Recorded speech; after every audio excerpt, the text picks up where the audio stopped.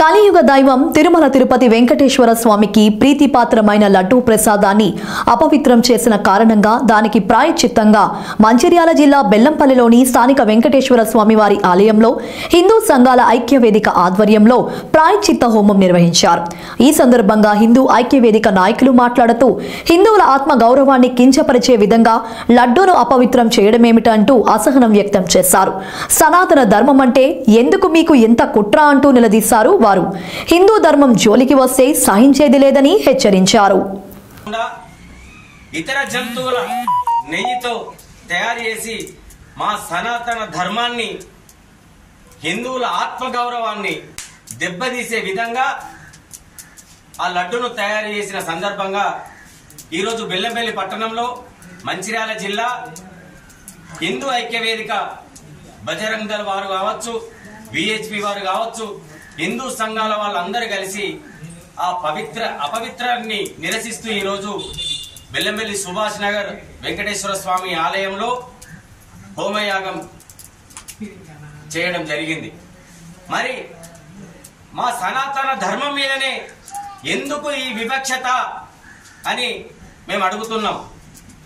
ధర్మం కోసం మాట్లాడితే ఒకడు అంటాడు మతం అంటాడు, ఇంకోడు అంటాడు ఇంకేదో అంటాడు.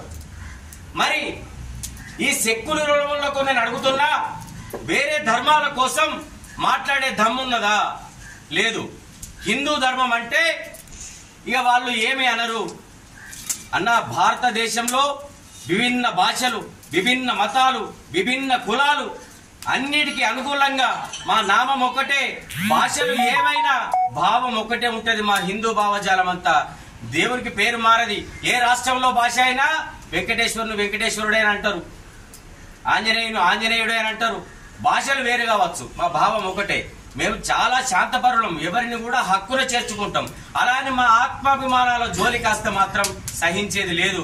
ఎప్పుడు పడితే వాడు మా సనాతన ధర్మం అంటే నోటికి వచ్చినట్టు లడ్డే కదా, అరే లడ్డే కదా అని హేళన చేసుడేందయ్యా. సోషల్ మీడియాలో వాడు వినాయకుని మీద పెడతాడు, వాడు లడ్డు మీద పెడతాడు. అంత చేతగానులం కాదు. మా ఓపికను పరీక్షించద్దు. మేము చాలా ఓపిక కొద్దుంటాం.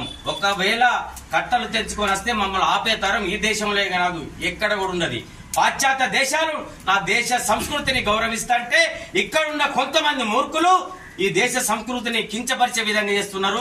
అలాంటి వాళ్ళను మేము క్షమించాం, ఎంతటికైనా తెగిస్తామని చెప్పి మా సనాతన ధర్మం జోలికి వస్తే సహించేది లేదు. మాది ధర్మం, మాది మతం కాదు, మా జీవన.